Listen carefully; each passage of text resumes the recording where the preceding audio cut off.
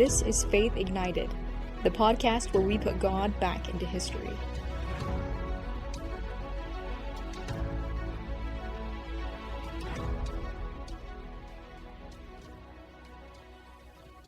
Episode 27, Physician of the Soul.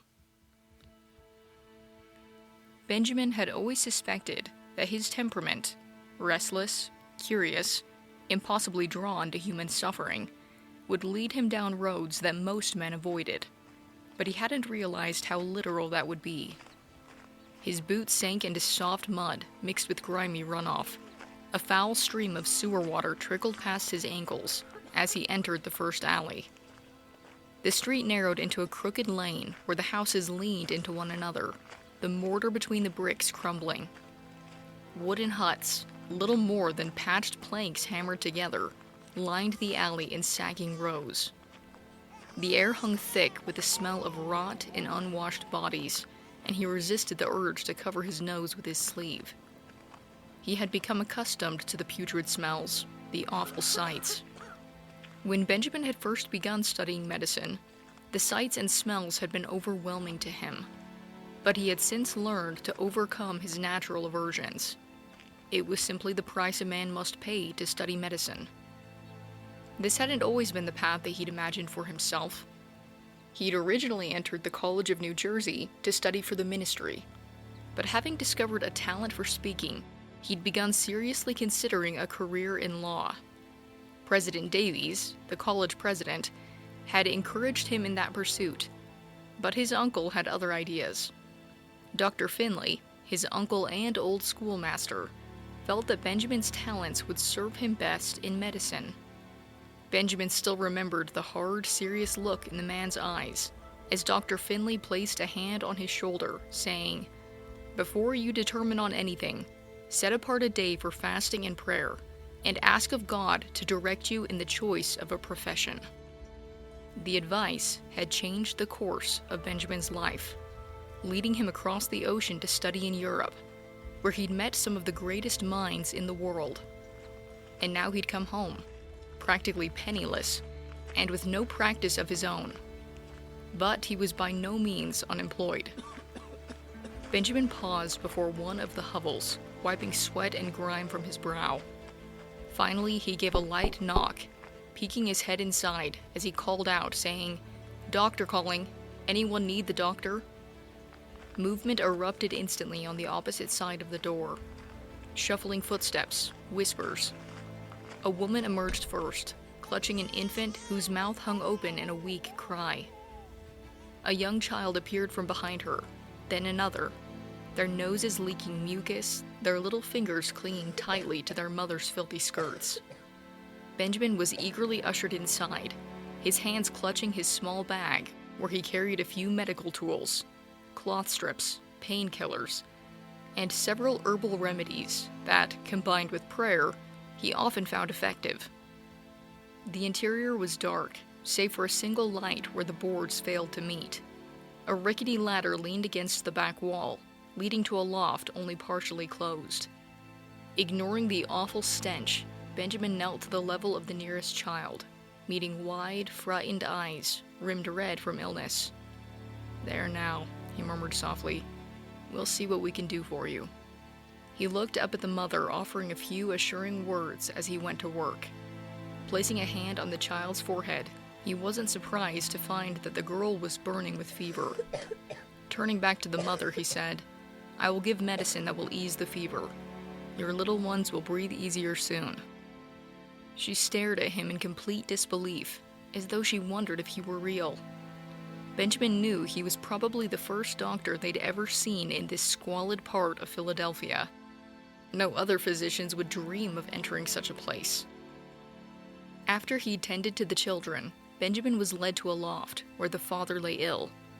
The ladder creaked ominously beneath him, but Benjamin managed to ascend the higher story, where he found a sick man covered in a thin blanket. The man's breathing rasped. Flies buzzed around his face. There were no chairs, no furniture at all. Only a bucket in the corner and a pile of rags meant to serve as bedding. Benjamin swallowed and knelt beside the man. He eased himself onto the edge of the pallet, careful not to jostle the man's fragile frame. Benjamin felt a surge of his characteristic compassion, that natural sympathy that he had for distress of every kind. The straw crackled beneath him, and immediately Benjamin felt tiny, prickling sensations along his wrists. Lice, pale, quick-moving specks, moved across the blanket and onto his sleeve. He brushed them away with mechanical calm, though the sight made his skin crawl. He leaned in, listening to the man's lungs, then checked his pulse with steady fingers. The room was so tight he could smell everything: fever-sour sweat, urine, damp straw, and the earthy musk of bodies packed too closely for too many days. No fresh air touched this level. Benjamin mixed a powder with a bit of water from his own flask and coaxed it past the man's lips. When he finally descended the ladder, the mother looked at Benjamin with wide, fearful eyes. He gave her careful instructions, pressed the cup into her hands, and offered what comfort he could. He charged her nothing. She had nothing to give. He recalled the words he'd recently read from the Dutch physician Herman Boerhaave: "Attend the poor, because God is their paymaster."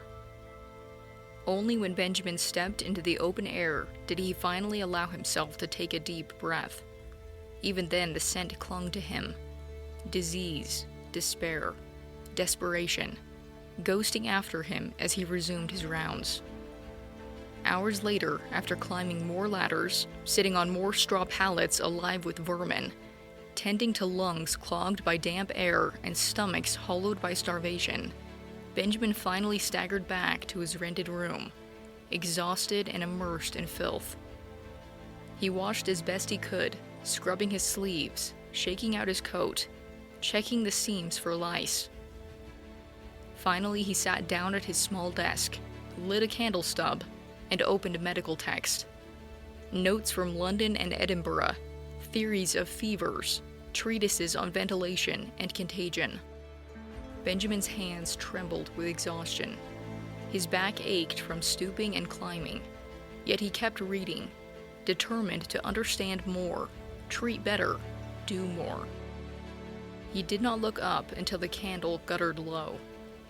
Rarely did he go to bed before midnight as of late, and tomorrow he would arise to repeat the process, trusting that the blessings of God would more than compensate him for his time and efforts.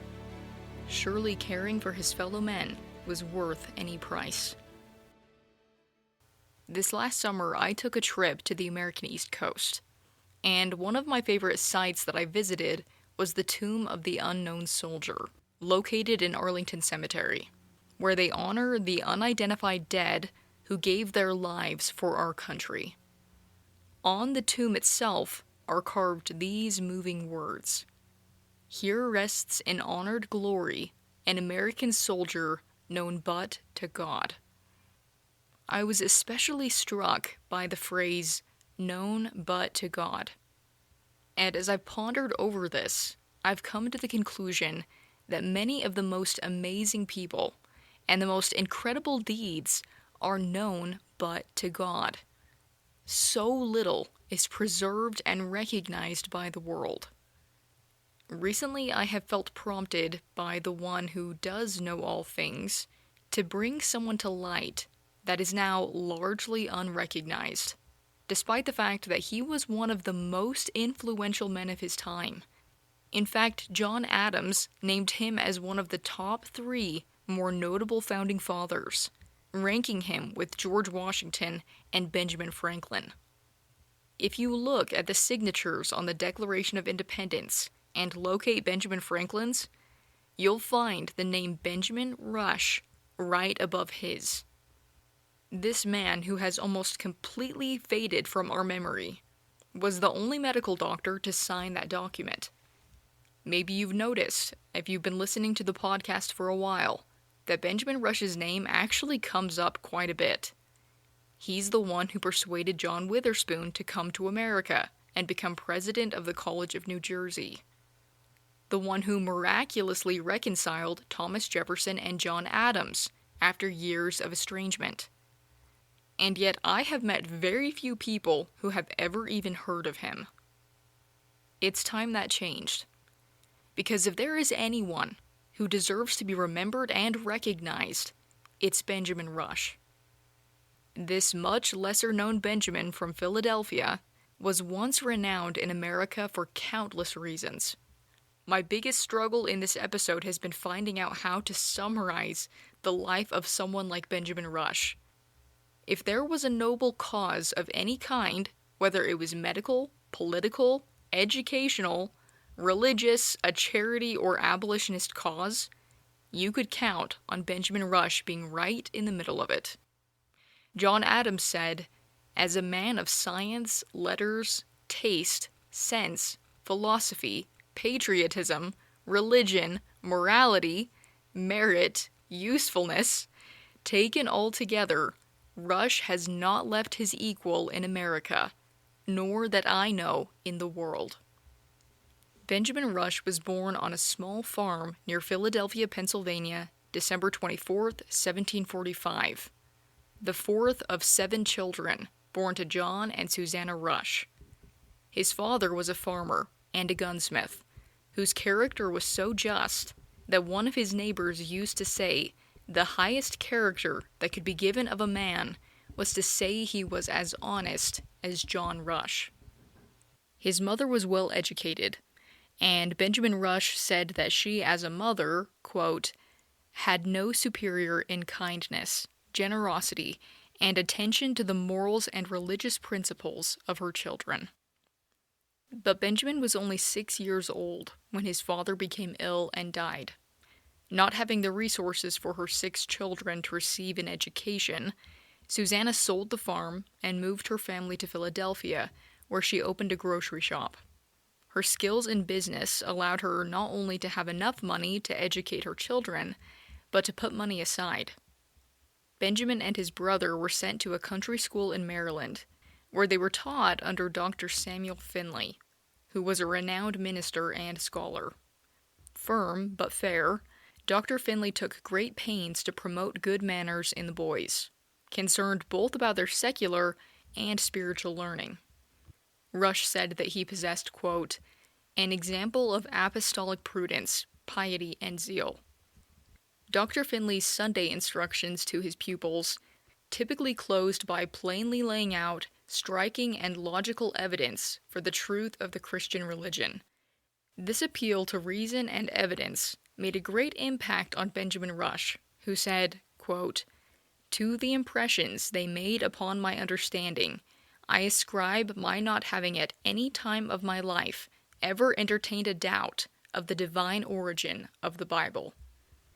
At 15 years old, Rush left Dr. Finley's school and went off to the College of New Jersey, now Princeton University, where he started as a junior. It was there that Rush discovered a great appreciation for knowledge, and his talents drew the attention of the college president, Reverend Samuel Davies. Having discovered abilities in public speaking, Rush decided to study the law, a decision which Davies strongly agreed with. Rush was already set to begin training under a lawyer in Philadelphia when he was invited by a friend to accompany him on a trip to Maryland to visit his family. While there, Rush stopped in to see his old schoolmaster, Dr. Finley, who asked what career he planned to go into. Rush answered that he planned to study law right when he got back to Philadelphia, but Finley invited him to set aside a day for prayer and fasting to ask God what profession he should go into. Consequently, Benjamin Rush did not follow the path to becoming a lawyer. Instead, he became an apprentice to Dr. John Redman. Writing about his decision to study medicine, Rush said, on what slight circumstances do our destinies in life seem to depend?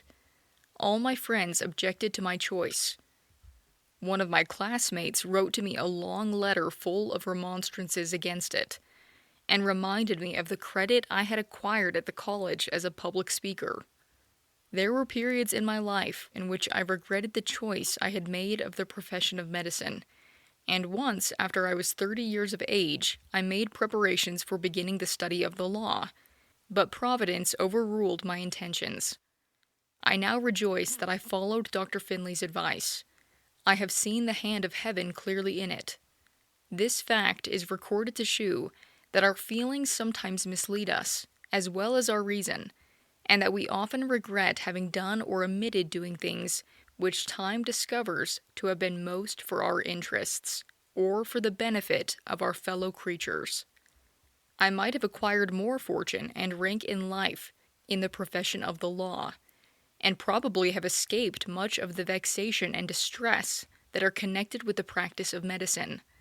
But I am sure I have been more useful in the latter profession, and therefore acquiesce in my lot, and were I to choose an employment again, a conviction of suffering all the persecution that has followed me for my opinions and practice would not alter my predilection for medicine. It was during the second to last year of Rush's apprenticeship, in 1765, that the British Parliament passed the Stamp Act, the first direct tax imposed on the colonies. Rush, like many other Americans, was outraged. But following the end of his apprenticeship in August of 1766, and at the urging of Dr. Redman, Rush sailed to Europe, leaving American political turmoil behind to continue his study at the University of Edinburgh Medical School in Scotland, then considered the greatest in the English-speaking world. And during this time in Europe, he was exposed to many new ideas, not just medical, but political as well. Benjamin stepped out into the cool October air, the sounds of carriages rattling over cobblestones, and sailors calling to one another from the docks, interrupting the quiet of the morning. Liverpool, England, bustled with activity. Deep in thought, he made the short walk to the small shop opposite his lodgings. The past several days had been unsettling, to say the least. As a doctor, he knew that death would be an ever-present reality that he must learn to cope with. But he had not expected to watch one of his companions die just days after their arrival. The bell overhead chimed softly as Benjamin stepped inside the shop, pulling off his hat. The air smelled of wool, tea, and something faintly floral. The woman behind the counter looked up at the sound of his entrance. "Good morning, sir," she said, seeming to notice the shadows under Benjamin's eyes. "How may I help you?" "I've come to settle the bill for a few items purchased recently," Benjamin said. She nodded. "If you'll tell me the name, I'll find the account and the amount due." "Rush. Benjamin Rush." "Ah, yes," she said. "The burial clothes." Her gaze flitted up to his. "They were for a friend of yours?" "Yes," Benjamin answered, feeling another wave of melancholy.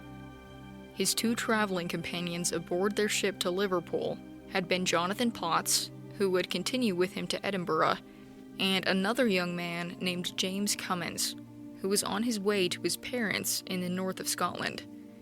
James's death had been a terrible blow, both to Benjamin and Jonathan. They had become good friends through the perils of their ocean journey, and they felt his loss deeply. "Was his death unexpected then?" the shopkeeper asked. Benjamin wasn't exactly sure how to answer her question.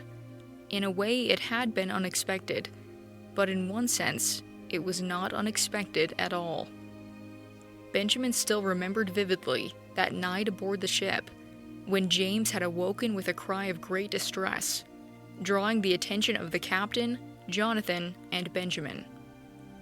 The captain had asked him what the matter was, and to this James had answered for a while only with groans, finally telling them that he'd been terrified by a dream, but refused to tell them what it was about.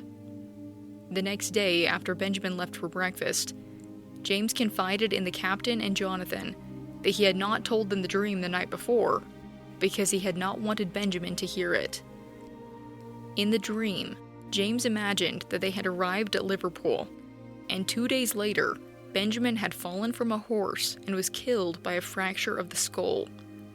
Following Benjamin's death, he had then appeared to James and told him to prepare to follow him to the grave, for James was to die in only a few days.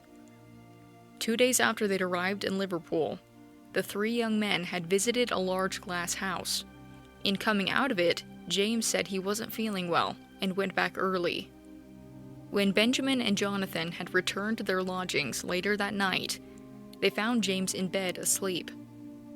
Their 3 beds were in the same room, and at midnight, James woke the other 2 young men with a noise like a person in convulsions.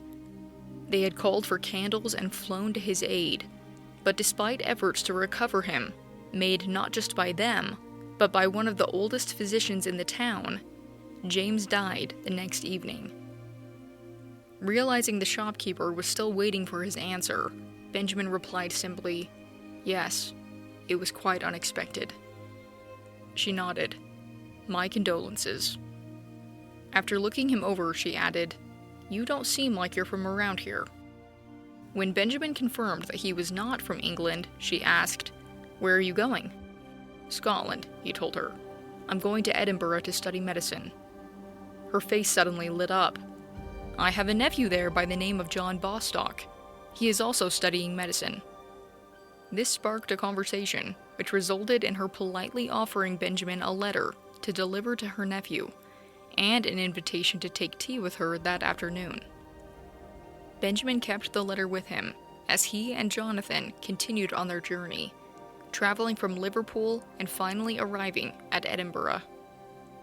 There, Benjamin was finally able to deliver the letter to its intended recipient, and afterwards was invited by Mr. Bostock to join him for breakfast. Benjamin was immediately impressed by his intelligence.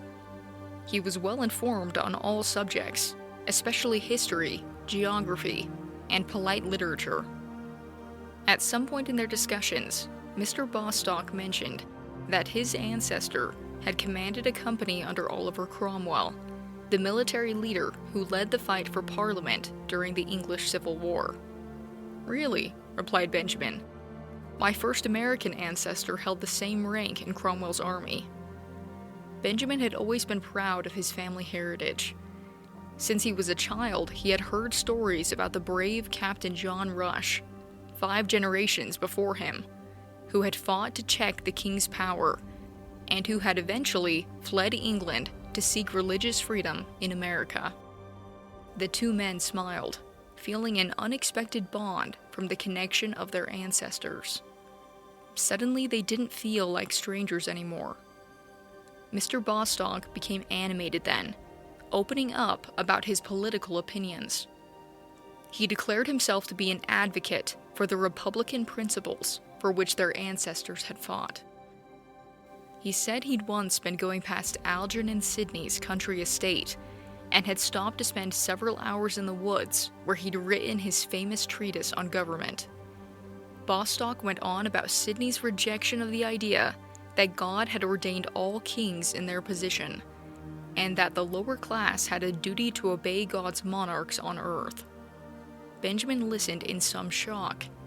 Never had he heard someone question the divine right of kings. He'd been taught that kings were as essential to political order as the sun is to the order of the solar system. For the first time in his life, Benjamin began to think seriously about the subject of government. He was beginning to suspect the error of everything he'd been taught on the subject. And if this widely accepted truth was in fact a lie, what other so-called facts should he be calling into question? Benjamin Rush's time in Europe was certainly eventful. His trip there was stormy and dangerous, the ship nearly being lost off the coast of Ireland, and the next day narrowly escaping a crash off the coast of Wales. The captain ascribed their safety to, quote, "that being whose tender mercies are over all his works." Rush added, quote, "These expressions were not the only ones which were uttered by our captain during our passage that indicated his reverence for his Maker and a belief in his providence. Every part of his conduct was moral, and his commands and conversation always free from swearing and profanity. He had been educated, he once informed me, by a pious mother. Shortly before their arrival in Liverpool, one of their traveling companions, James Cummins, had a dream that predicted Benjamin Rush's death and his own. While Rush's death did not come about, Cummins did indeed pass away just a few days after their arrival in England. I decided to include this because it's one of several examples of revelatory-type dreams that Benjamin Rush would choose to record. And it was Mr. Cummins' death that set in motion events that were, as Benjamin Rush put it himself, quote, connected with an event which will form a considerable part of the history of my principles and conduct in a future period of my life. John Bostock was the first to kindle the fire of liberty inside of Benjamin Rush. It was as if a part of him was awakened, something that had been passed down to him by his ancestors, who had fought for liberty and come to America seeking freedom of religion. After meeting Bostock, Rush concluded that no form of government can be rational but that which is derived from the suffrages of the people who are subjects of it. This questioning of the divine right of kings was only compounded as Rush traveled throughout Europe, visiting the British House of Parliament, watching King George III and his family at a chapel service, and exploring the magnificent gardens and Palace of Versailles in Paris. He wrote, "I saw the king, Louis XV, pass through a large hall to his chapel, where he went to Mass. I stood within a few feet of him. Let such as maintain divine right of kings come and behold this monarch, sitting with a common prostitute picked up from the streets of Paris, and let them declare, if they can, that they believe him to be the Lord's anointed." That experience was greatly contrasted by his acquaintance with the famous preacher George Whitefield, whose ideas would help spur the American Revolution, by the way.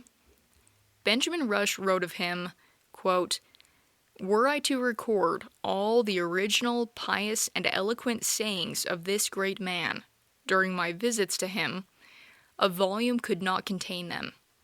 I have always thought it a peculiar happiness to have known him." It was also while in Europe that Rush became acquainted with some important American figures, like Benjamin Franklin, who was acting as an agent for Pennsylvania in London at the time. Franklin took the young man under his wing, introducing him to some of the greatest minds in Europe, and the two developed a close friendship and mutual respect. There were two other men who would later stand beside Rush and Franklin in the fight for liberty in America. Richard Stockton had come to Scotland to try and persuade the Reverend John Witherspoon to become the president of the College of New Jersey. When he was unable to convince him because of the concerns of his wife, Benjamin Rush began making calls on the Witherspoons, and was able to set Mrs. Witherspoon's mind at ease enough that they accepted the position, promptly relocating to America. Benjamin Rush could not have known the impact that this would make not only on America, but on his own future. As author David Barton explains, the hand of Providence is clearly revealed in the events which brought Benjamin Rush, Richard Stockton, and John Witherspoon together. At that first meeting, none of the three could have imagined that a lifetime of intimate friendship were to follow. Not only was Dr. Rush introduced to his future father-in-law, he wed Stockton's daughter Julia, but Dr. Witherspoon performed the marriage. Additionally, all three signed the Declaration of Independence. These were transformative years for the young Benjamin Rush. Intellectually, as he threw himself into his studies, and rubbed shoulders with academic, spiritual, and political giants. Yet the one way in which he never changed was in his own religious convictions. Barton writes, "Although he spent his youthful years abroad in celebrated international cities, Benjamin remained completely faithful to the moral and religious principles early implanted in him. That he was able to maintain his purity amidst his lengthy travels abroad won the praise of many. For example, Dr. David Ramsay, a physician and a congressman during the American Revolution, observed that such was the force of pious example and religious education in the first 15 years of his life, that though he spent the ensuing 9 in Philadelphia, Edinburgh, London, and Paris, exposed to the manifold temptations which are inseparable from great cities, yet he returned at the age of 24 to his native country with the same purity of morals he brought with him from Nottingham, the country scene of his boyish years. The sneers of infidels and the serene allurements of pleasure, the fascinations of diversions, had no power to divert him from the correct principles and sober orderly habits which had been engrafted on his mind in early youth. In his early 20s, Benjamin Rush returned to Philadelphia, ready to fix the ills of mankind. He'd always possessed what he termed a natural sympathy with distress of every kind. The only problem was he didn't have the funds or the connections to open a medical practice. But he decided on his own way to develop a reputation. He began practicing street medicine, working amongst the poor in Philadelphia. As historian Harlow Giles Unger explains, as he worked his way among the unbathed, lice-infested, malnourished men, women, and children who peopled what seemed a special hell that God, or perhaps the devil, had devised for them alone, Rush slogged through streams of sewerage and other detritus in one alleyway after another, entering each open door to shout, "Doctor calling, anyone need the doctor?" Within seconds they responded, like ants marching from their hills to feast on prey. One woman, then another, and another, some with babies in their arms, all with clots of gray-faced children, mucus dripping from their noses and ears, their dirty little hands glued to their mothers' filthy skirts. No physician ever set foot in the city's squalid alleys. Yet here he was, a founding father and a physician, embracing them, cooing to each mother, each child, that all would be well, that he would make the hurts stop hurting, and give them medicine to make them feel better. And he did, and they did.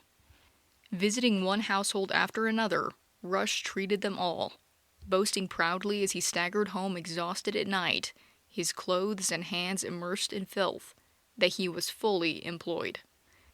Despite the fact that Benjamin Rush was operating in what we now understand was still a dark age of medicine, he was far ahead of many of his contemporaries, recognizing the connection between cleanliness and health.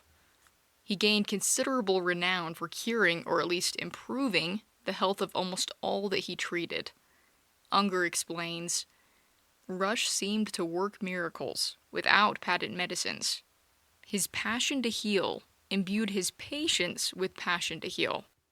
Those that did hailed him as a saint, not only for his gift of healing, but for his kindness and understanding, his evident love in treating the penniless and deprived, whom other physicians refused to visit, let alone touch or treat. And he adds, Rush also carried herbal remedies that combined with prayer to heal enough of his patients to add to his reputation as a miracle healer. But with much of his clientele unable to pay him, Rush was nearly as poor as his patients. He wrote, "From the time of my settlement in Philadelphia in 1769 till 1775, I led a life of constant labor and self-denial. My shop was crowded with the poor in the morning and at mealtimes, and nearly every street and alley in the city was visited by me every day.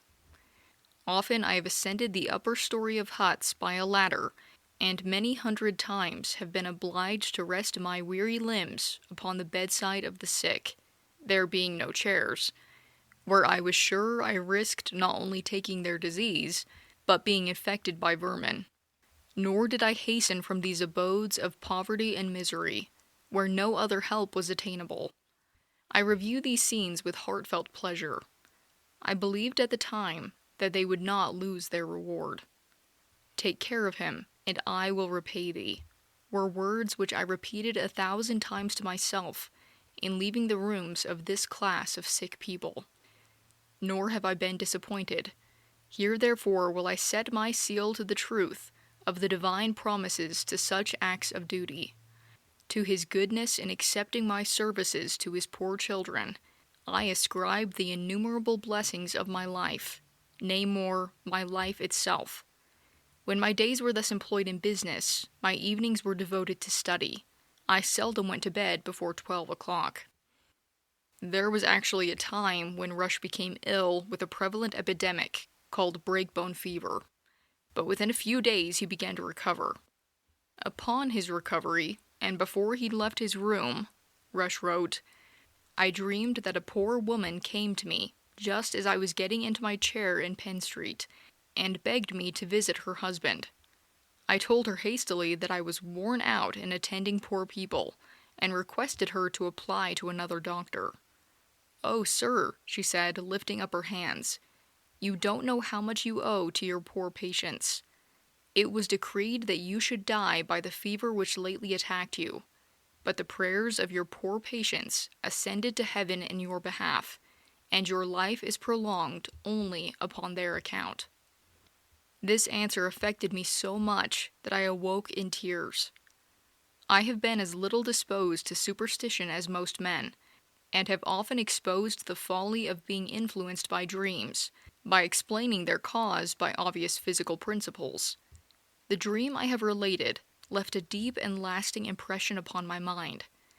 It increased my disposition to attend the poor, and never, when I could not serve them, to treat them in an uncivil manner." But slowly as Rush's reputation grew, so did his business. Another opportunity presented itself when he was appointed as America's first professor of chemistry at the College of Philadelphia, where he proved to be a very impactful teacher. At this time, he also managed to write papers on landmark medical studies, on subjects like the poor health and societal effects of alcohol and tobacco, as well as be an active participant in the American Philosophical Society. His still frequent visits to the Philadelphia slums took him past the London Coffee House, where men often met to do business and to trade slaves. Rush was outraged, and joined the nation's first abolitionist society, saying, "Let such of our countrymen as engage in the slave trade be shunned as the greatest enemies of our country." But as Rush was pushing for reform within, trouble was stirring without. Revolution was dawning, a war in which he would be an active participant, both as a politician and a physician. Benjamin sagged with exhaustion. The winter night was cold, damp, and exceptionally dark as he rode alongside the Philadelphia troops on their way to combine with George Washington's force. It had been a very long night, with no sleep. First being summoned to General Washington's War Council, Benjamin had offered his opinion on the willingness of the Philadelphia militia to answer the call to arms. When he'd responded that the men would readily obey a call to join him at Trenton, Washington had asked that Benjamin deliver the orders to General Cadwalader himself. At 1 o'clock in the morning they'd set out, and at nearly 7 a.m., Benjamin was soaked to the bone with cold, and feeling ready to drop from fatigue. When they finally reached Trenton, Benjamin dragged himself over to General St. Clair's quarters, asking if he might rest in his bed for a few hours. With some relief, he collapsed onto the general's cot, welcoming the embrace of sleep. He had just drifted off when the deafening sound of an alarm gun fired directly beneath the general's window. Benjamin bolted upright. The shocking call to reality left his heart pounding. A black woman came hurrying into the room, crying and wringing her hands. She was followed by General St. Clair. He, by contrast, looked entirely composed. "What's the matter?" Benjamin asked. "The enemy is advancing," he replied. "What do you intend to do?" "Why, fight them," the general said, sending Rush a wry smile. Then, with a calmness Benjamin found incompatible with war, the general took down his sword from the peg beside the door and strapped it on. Benjamin followed him outside, the spike of adrenaline chasing away his exhaustion. He mounted, rushing to join the Philadelphia militia. He wasn't there to fight, but to heal. Cannonade continued between the two armies for several hours. Toward the evening, a few platoons of musketry were fired. Benjamin had seen his fair share of injuries, but nothing had prepared him for this. The first wounded man that came off the field was a New England soldier. His right hand had been broken off a little above the wrist by a cannonball. Benjamin directed him to a house on the river that had been appropriated for a hospital. About 20 injured soldiers were brought there for treatment, some of them British. As a politician, Benjamin's loyalties were with the Patriots, but as a physician, he saw no distinction between American or British. The wounded men lay on makeshift pallets or on the ground, and Benjamin attended to them as best he could. Nothing in his medical training had prepared him for battlefield trauma. The amputation of limbs was frequently necessary, and with only enough rum and brandy for wounded officers, Benjamin could do little else but force a stick between a soldier's teeth and hope that they didn't fracture when undergoing the surgery. When Benjamin and those working alongside him finally finished doing what they could, they all lay down on some straw in the same room with their patients. As he lay there, the cries, groans, and convulsions of the wounded soldiers brought acute anguish to Benjamin's soul. War was no longer an abstraction. For the first time, he was seeing the horrors of combat in living color, and the collective human suffering was indescribable. He had slept only a few hours when he was roused by an aide who told him that Washington had gone ahead to Princeton, where he had defeated a British force. Knowing that there would be wounded in need of attending, Rush and those with him set off immediately for Princeton. As they came near the town, they passed by a field of battle, still stained red in many places with human blood. There they found a number of wounded officers and soldiers belonging to both armies. Among the casualties they found General Hugh Mercer, bayoneted in the belly in several places, and struck violently on the head with the butt of a musket. Benjamin examined the wounds with a sinking heart. He doubted that the man would survive. As Benjamin continued to move among the injured, a British officer suddenly grasped his hand with surprising strength. "Are you Dr. Rush?" he asked. With some surprise, Benjamin answered that he was. "Captain Leslie's friend?" the man pressed. Benjamin nodded. British Captain William Leslie was indeed an old friend of his from their Edinburgh days. Benjamin had earlier received the tragic news that Leslie had fallen in the fighting near Princeton. At this, the officer's voice broke.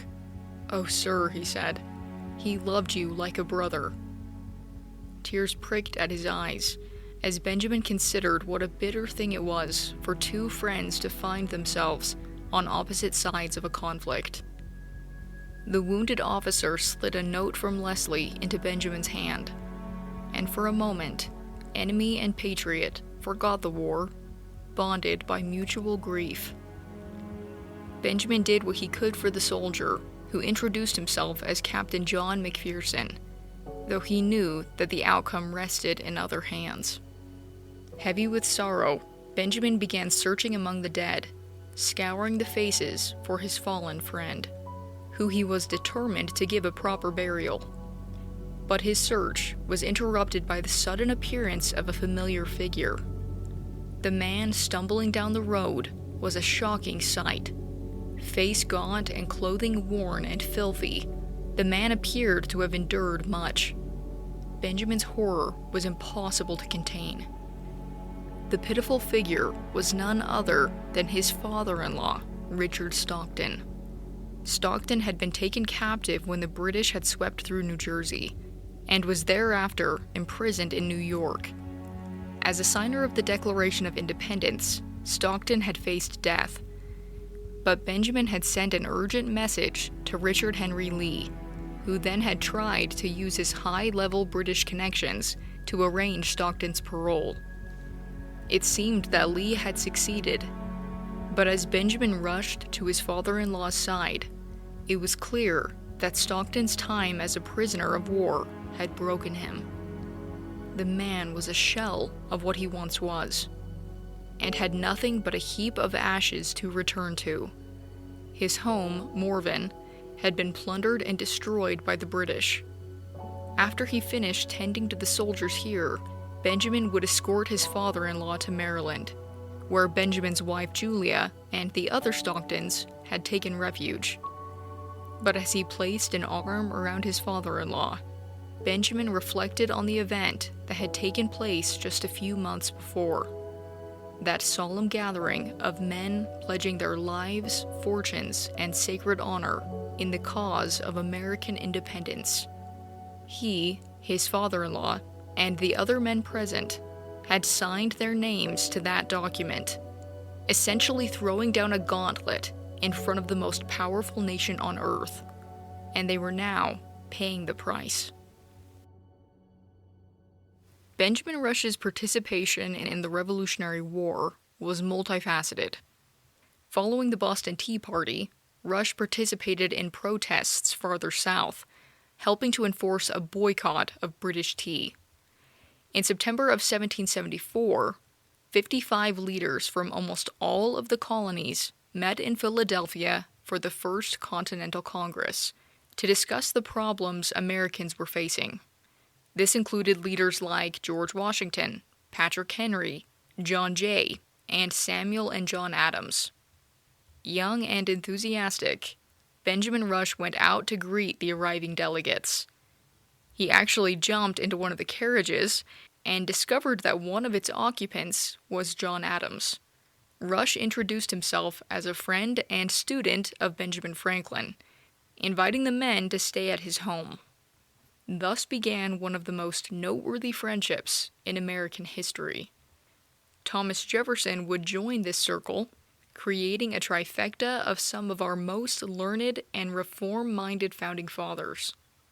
Suddenly, Rush found himself in the company of his countrymen who would play the greatest part in laying its foundation.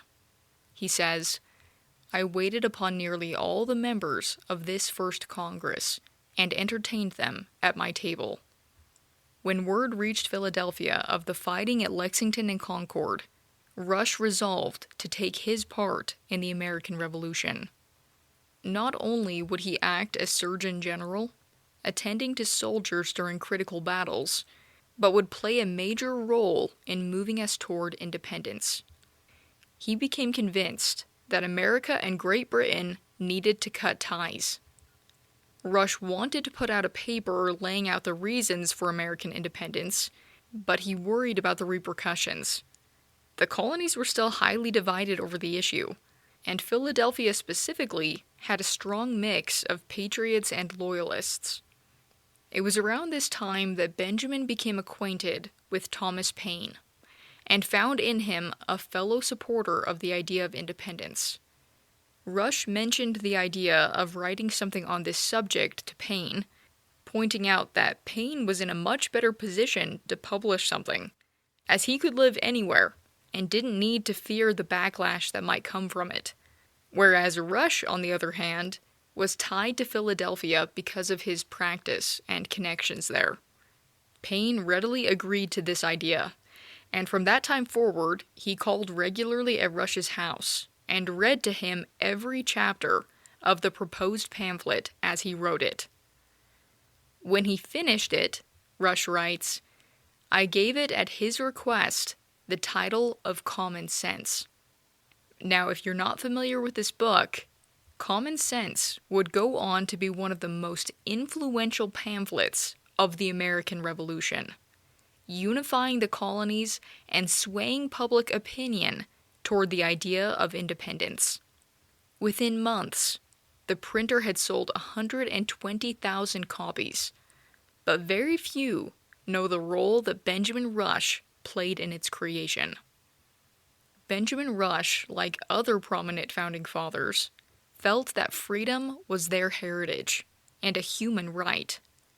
He wrote to his wife Julia, "The spirit of my great ancestor, who more than once dyed the sword which hangs in our bedroom with the blood of the minions of arbitrary power, now moves me to declare, nay, I trust the Spirit of God himself moves me to declare, that I will never desert the cause I am embarked in, till I see the monster tyranny gnash his impotent teeth in the dust in the Providence of Pennsylvania." But Benjamin Rush would get his first real taste of war during the battles of Trenton and Princeton, where he tended to injured soldiers. His friend from Edinburgh, who died in the Battle of Princeton, would later be found by George Washington, who, upon learning that the man was a friend of Rush's, ordered him buried with military honors. In all the time that Benjamin Rush treated men during the Revolution, he never once charged an American officer or soldier anything for his services, one of the many sacrifices he would make in behalf of his country. Describing Rush's heroic actions later at the Battle of Brandywine, Unger writes, "As paralyzing British fire swept across American lines, Washington's troops turned about and fled in panic, leaving Rush all but alone beneath a rain of unrelenting shell fire to minister to the fallen. About him lay dead and dying men and boys, screaming in pain, their tatters soaked in blood, sweat, and dirt. Some begged for help, others called to God. Some cried out for their mothers, and others just muttered incomprehensibly and sobbed. British troops closed in from three sides, south, west, and north, with Rush almost falling into enemy hands as he staggered among the fallen, trying to help the wounded and gather names of the dying to inform their families. Rush's father-in-law, Richard Stockton, would make his own heavy sacrifice for his support of liberty. Stockton never would fully recover from his time as a British captive. Their brutal treatment led to his death just a few years later. To say the least, these were difficult times, with high stakes and conflict. Benjamin paced the room from one end to the other, unable to get the terrible images out of his mind. The troops, dirty, undisciplined, and ragged, eating spoiled food when food was to be found at all, insufficient clothing and bedding. Many of them, Benjamin observed, had not even had boots. There was no reason that the American troops should not have the discipline, order, and supplies that the British did. Reforms were desperately needed, but so far any attempt that Benjamin had made to persuade the Director General over the hospitals, Dr. William Shippen, to make more accommodations and comforts for the sick had been ignored or dismissed. Benjamin had taken anatomy courses under Shippen as a young man, but he feared that the Director General was mismanaging the money and supplies, if not pocketing them directly. But Shippen had gotten where he was because of his connections, and it was his connections that seemed determined to keep him there, all while soldiers were dying from illness or freezing to death in thrown-together huts, while the commander-in-chief and all the major generals lived in houses out of the camp. The more he thought on the dreadful conditions, the angrier Benjamin became. Something had to be done about Valley Forge. Finally, he collapsed onto a chair, glancing down at his quill. The sight only made him more upset. He had laid out in great detail to General Washington the changes that needed to be made, and after waiting weeks to reply, Washington had simply expressed his regret at the situation, acknowledging the hospital's failures, but then quickly deferred to Dr. Shippen and the medical staff. Couldn't Washington see that Shippen was corrupt? Despite Washington's claims of sympathy, he had made no promise to take action, other than to send a field officer to try and establish discipline at the hospitals. A piddly attempt in Benjamin's mind. To him, Washington's letter reeked of indifference. Benjamin was beginning to seriously question altogether whether Washington was fit for the role as commander-in-chief. After all, what great victories had the man brought? Aside from a handful of sporadic wins, he had done little else but fail and retreat. Now Philadelphia was lost, taken by the British, and where was the American army? Camped upon some forsaken plateau, shivering and starving. Not to mention Benjamin's own personal stresses. His wife Julia and their son John were living in New Jersey on her father's farm. Her letters increasingly expressed her frustration at Benjamin's absence. He knew the difficulties she was passing through, trying to manage a house alone and raise an infant as Benjamin continued his duties in the war effort. Overwhelmed by his own thoughts, Benjamin once again began pacing the room. He recalled John Adams' reply when he had written to him about the matter. "Patience, patience, patience," he had said. "Patience is the first, the last, and the middle virtue of a politician." Well, Benjamin was no politician. He was a physician, and the call for patience in the face of such suffering chafed. No matter what Adams said, something had to be done. Benjamin turned back to his writing desk, placing a piece of writing parchment down and dipping his quill. He was sending another letter. Not to Washington, not to Adams, but to another powerful leader in the American cause, who perhaps would prove a better listening ear. Patrick Henry leaned over a desk crowded with organized stacks of correspondence. The petitions and tasks laid on a governor never ended, and with the revolution in such a state, his responsibilities weighed heavier than ever. Rubbing his brow, he paused to dip his quill in ink, when suddenly a clerk appeared at the door, holding an envelope. "A letter for you, sir," the clerk said, bowing slightly before retreating. Curious, Henry set aside his other papers and broke the seal. Though the letter was unsigned, Henry recognized the neat handwriting immediately as belonging to Benjamin Rush. The nature of the letter was urgent and very characteristic of the doctor. "The common danger of our country first brought you and me together," he read. "We have nothing to fear from our enemies. America can only be undone by herself."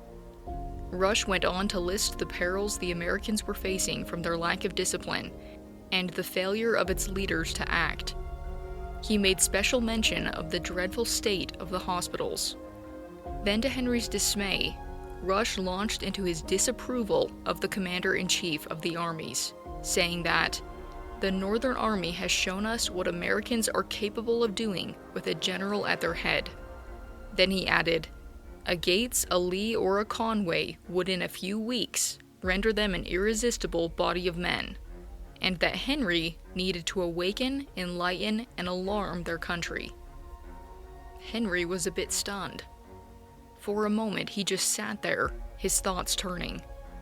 Benjamin Rush seemed ready to start a revolution amid the current revolution. His anger toward Washington was especially troublesome, and that mention he'd made to Horatio Gates, Charles Lee, and Thomas Conway as possible replacements, even more so. Was Rush not alone in his frustrations? Were these other officers hoping to supplant themselves in Washington's place? Some sort of controversy was brewing behind the scenes. Henry could feel it. Preparing to respond, Henry paused. Then, grabbing a sheet of paper, he addressed a letter not to Benjamin Rush, but to George Washington. "I am sorry," he wrote. "There should be one man who counts himself my friend who is not yours." As he laid out the situation, he said, "The censures aimed at you are unjust, but there may possibly be some scheme or party forming to your prejudice. Believe me, sir, I have too high a sense of the obligations America has to you to abet or countenance so unworthy a proceeding. But I will not conceal anything from you by which you may be affected, for I really think your personal welfare and the happiness of America are intimately connected. When he'd finished, Henry enfolded Benjamin Rush's letter alongside his own, calling for his aid. "Send this by express rider to General George Washington," he said. "It is important that he receive it promptly." In 1777, the British took control of Philadelphia, forcing the American troops to spend a miserable winter in Valley Forge. Seeing the terrible conditions the men were living under angered Benjamin Rush, who despised seeing any human suffering. If Benjamin Rush had a flaw, it was overeagerness. He was a reform-minded man, and usually wanted it right now. But you have to understand that this came from his desire to ease human suffering. He felt that George Washington was not making enough efforts to see to the Army's care. And in Rush's defense, the conditions the Americans suffered under were terrible, and Washington thus far had not been able to provide many victories. For the most part, the American army seemed to be ever retreating and crumbling. And when Benjamin Rush wrote to Washington about the needed improvements and about what he perceived as terrible corruption in William Shippen, the Director General of the hospitals in the Continental Army, Washington's response, though sympathetic, did not promise the change that Rush was looking for.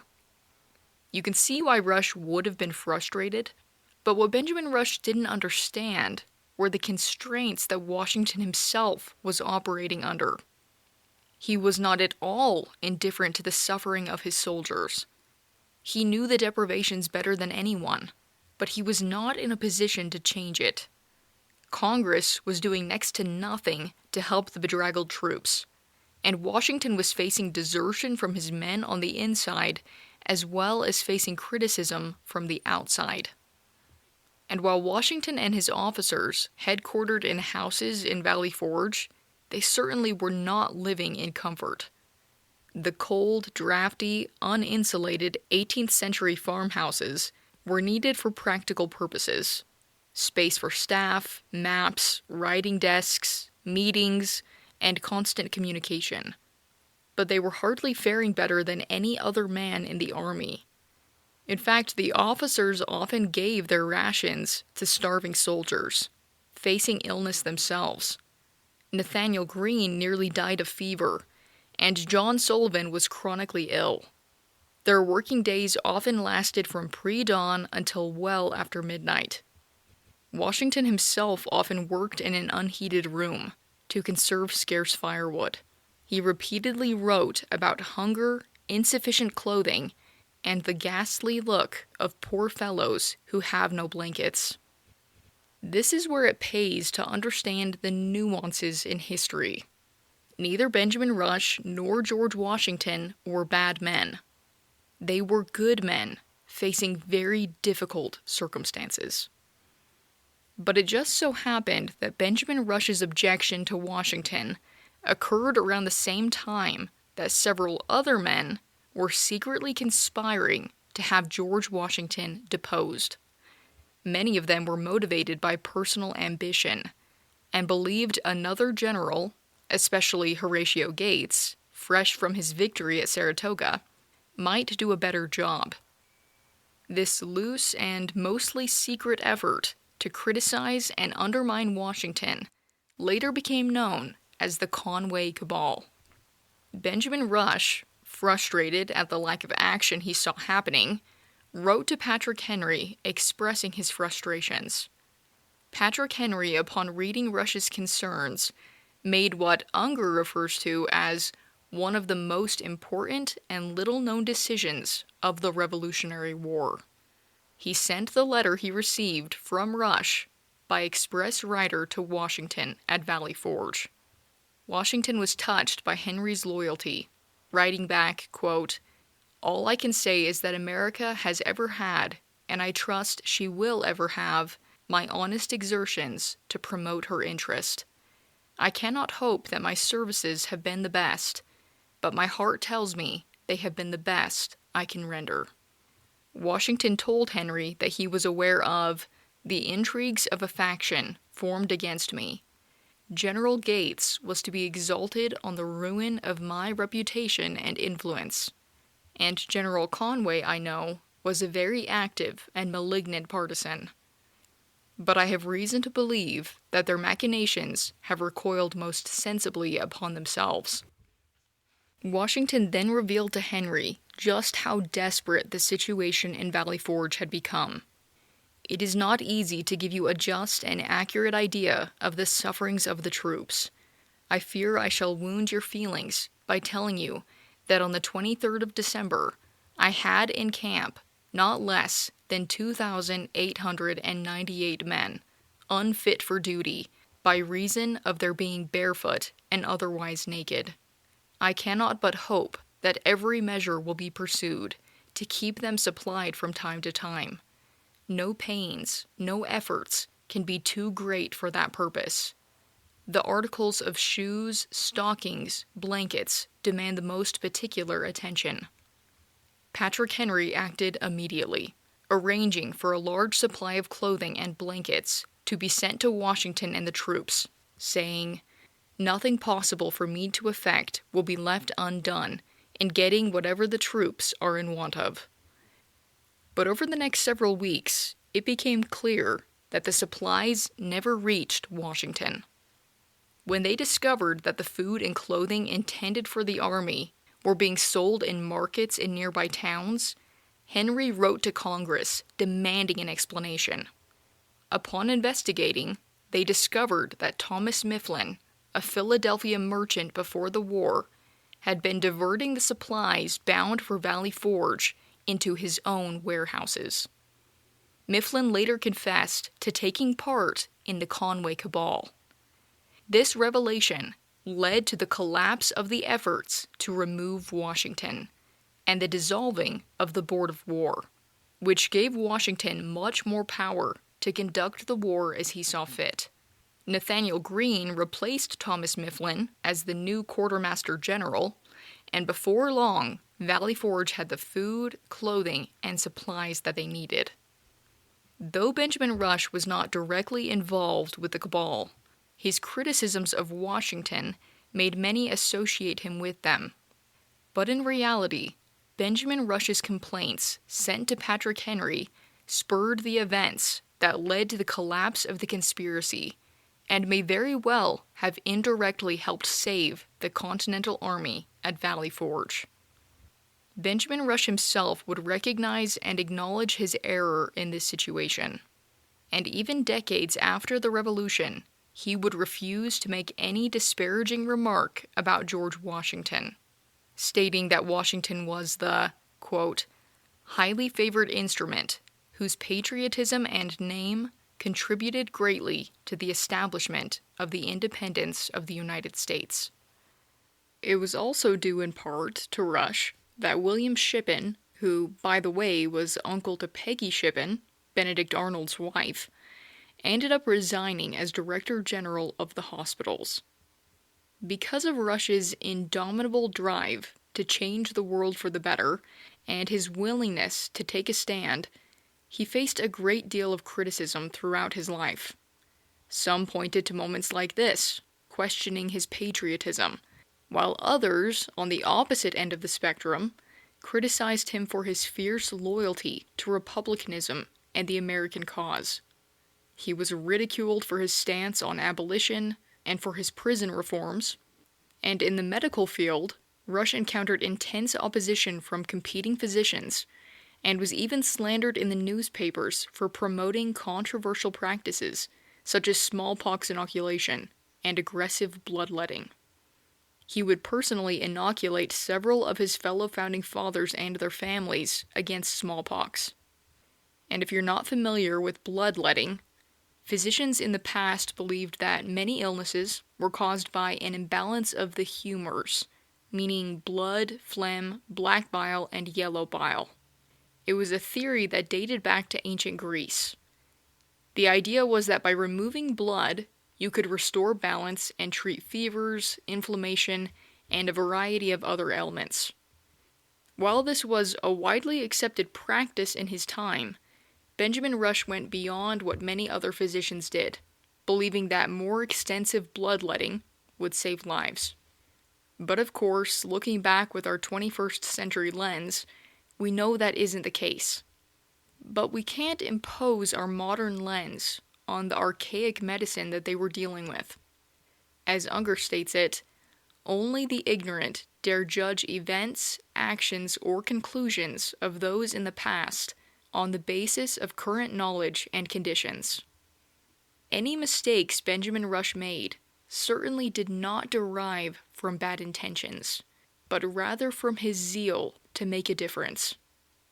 And he faced all of this criticism and opposition with unflinching determination and grace.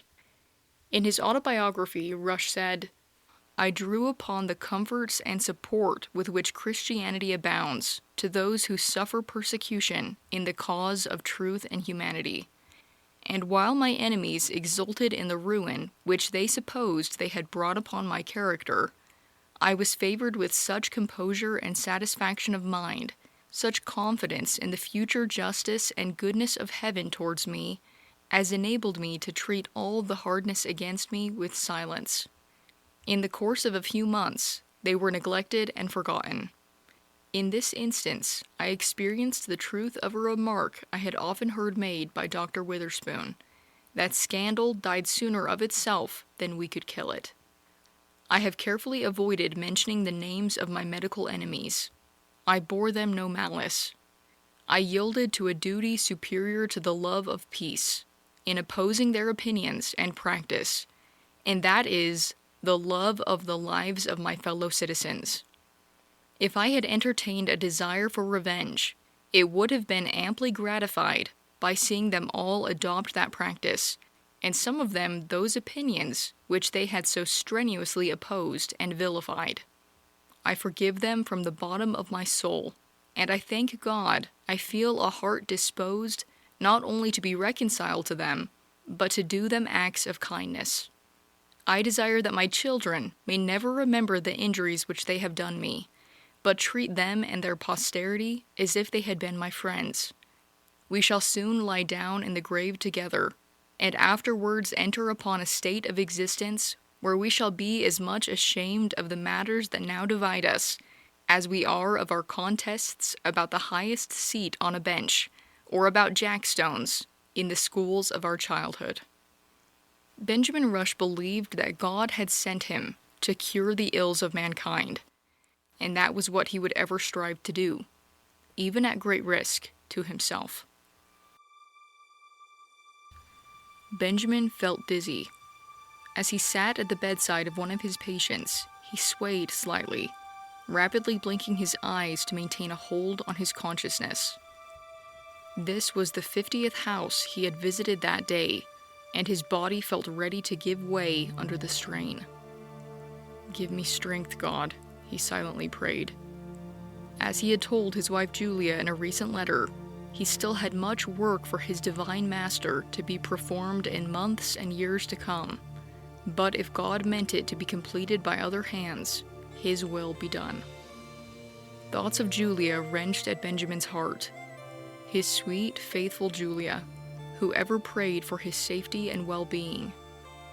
Their separation was very painful for him, but he didn't dare bring her and their children back to Philadelphia while yellow fever still ravaged the city. The epidemic was growing worse, claiming an average of 70 deaths a day. One of those recent deaths had been his beloved sister, Rebecca.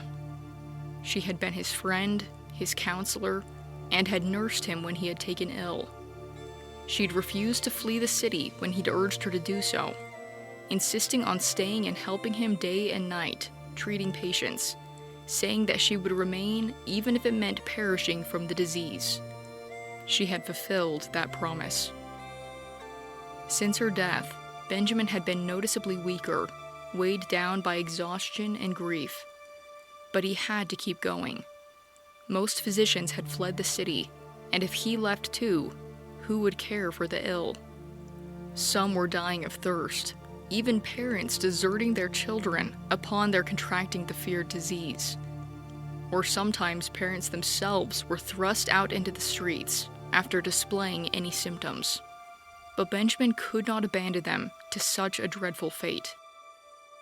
After treating his current patient, Benjamin attempted to rise from his seat, but failed, finally having to be escorted home by the family of his patient. He remained in bed the rest of the day, but the next morning he darted out the door to continue his work. As other doctors fell ill, Benjamin doubled his activities to try and compensate. Now the death toll had soared to over 100 per day. But Benjamin continued his work, until finally, on October 9th, Benjamin collapsed.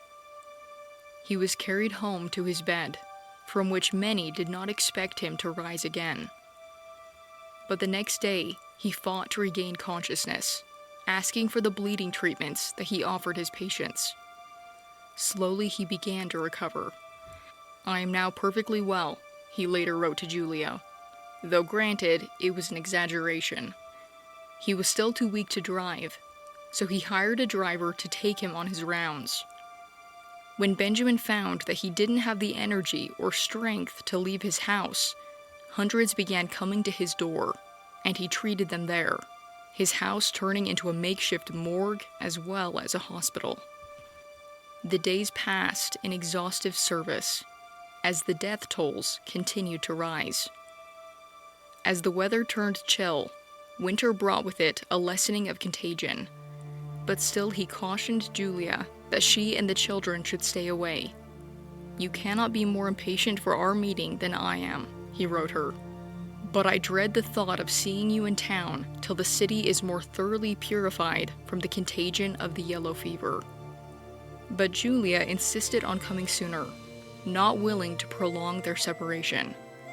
Rush's concern was tempered by his eagerness to have his family with him again.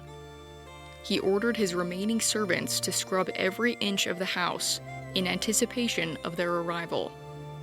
When he saw their coach pull up in front of his home, he was overcome with elation, rushing down the steps and sweeping his wife into his arms. Abandoning decorum, he kissed her in full view of the public eye, holding her close as he whispered, "I have often said that you were an uncommon woman.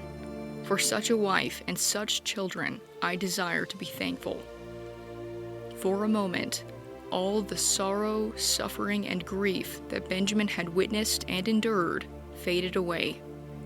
God had spared his life and brought he and his family together again.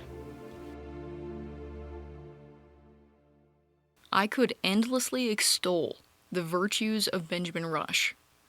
I truly don't know that I have ever come across his equal in selfless service and an inexhaustible drive to do good. Though he was mistaken in the effectiveness of bleeding and purging methods, it is impossible to overstate the purity of his intentions and the nobility of his heart. And we have barely scratched the surface of what he actually accomplished in his lifetime. There was basically no part of America that Benjamin Rush did not seek to improve in some way. He helped reform conditions in prisons, his groundbreaking research on the mentally ill, and his fight for them to receive humane treatment earned him the title the Father of American Psychology. Despite his many responsibilities that took him away from home, Benjamin Rush was a devoted husband and father who adored his family. As he said himself, "I shall be better satisfied if the same can be said of me as was said of the prophet of old, that I walked in the fear of the Lord and begat sons and daughters, than if it were inscribed upon my tombstone that I governed the councils or commanded the arms of the whole continent of America." What I appreciate the most about Benjamin Rush was his deep and unshakable faith. I honestly think that one of the reasons he's been essentially erased from our textbooks is because you cannot paint him as an atheist or a deist. It would be impossible to even try. So history revisionists prefer to just forget him altogether. But as Christians, we need to remember what this nation stands for and who raised it up. As Benjamin Rush once explained to a friend, I have been alternately called an aristocrat and a democrat. I am now neither. I am a Christocrat. I believe all power will always fail of producing order and happiness in the hands of man. He alone who created and redeemed man is qualified to govern him. This is at the heart of what I believe truly makes Benjamin Rush extraordinary. As a healer himself, he did not fail to recognize the most profound force of healing in this world, the influence of Jesus Christ and his teachings on the human heart and mind. Not only did Benjamin Rush understand the problems of his society, he recognized the solution. Like many of the Founding Fathers, Benjamin Rush advocated for free public schools. He also pioneered educational opportunities for women. But there was one thing he was very emphatic on. He said, "The only foundation for a useful education in a republic is to be laid in religion. Without this, there can be no virtue. And without virtue, there can be no liberty. And liberty is the object and life of all republican governments." And he also makes this profound observation.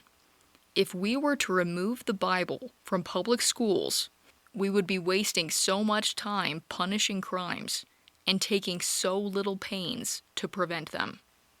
Benjamin Rush literally wrote a treatise on the subject called A Defense of the Use of the Bible as a School Book, which was widely printed and read. Now, why did he feel so passionately about religion in schools? Because Benjamin Rush understood that Christianity is both the prevention and the cure of society's ills. He said, "The amelioration, or improvement, of our world is to be brought about not so much by the improvements of human reason as by a faithful imitation of the example of our Savior, and a general obedience to the plain and humble precepts of the gospel." In his fight to improve conditions in prisons, Rush wanted the gospel taught among the inmates, believing that true reform of behavior would come through the influence of religion. Rush was a frequent visitor there himself, and more than once he sent the inmates turkey dinners on Christmas Day, with a note to, quote, "request the prisoners in the new jail under the sentence of confinement and labor to accept of a dinner on turkeys as proof that they are still remembered in their present suffering condition by some of their fellow creatures. They hope they will be led by this small present on this anniversary day of the birth of their Savior to consider the infinite love of God to their souls in sending his Son into the world to redeem them from all evil and to introduce them, when penitent, into a state of everlasting rest and happiness." Some of my favorite words from the Savior in the New Testament read, "For I was an hungered, and ye gave me meat. I was thirsty, and ye gave me drink. I was a stranger, and ye took me in. Naked, and ye clothed me. I was sick, and ye visited me. I was in prison, and ye came unto me. Then shall the righteous answer him, saying, Lord, when saw we thee an hungered, and fed thee, or thirsty, and gave thee drink? When saw we thee a stranger, and took thee in, or naked, and clothed thee? Or when saw we thee sick, or in prison, and came unto thee? And the king shall answer and say unto them, Verily I say unto you, inasmuch as ye have done it unto one of the least of these my brethren, ye have done it unto me." When I hear these verses, I think about Benjamin Rush. It was truly his love for God and his love for his fellow men that motivated him his entire life. He was a healer of men's bodies, but he worshipped the healer of men's hearts, even Jesus Christ, the true, great, physician of the soul.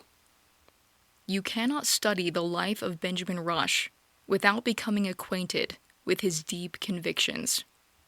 It was his faith that made him a physician, his faith that made him a patriot, a reformer, and an educator. And as we turn to the true physician of the soul, he is the one who will heal our nation and ignite our faith.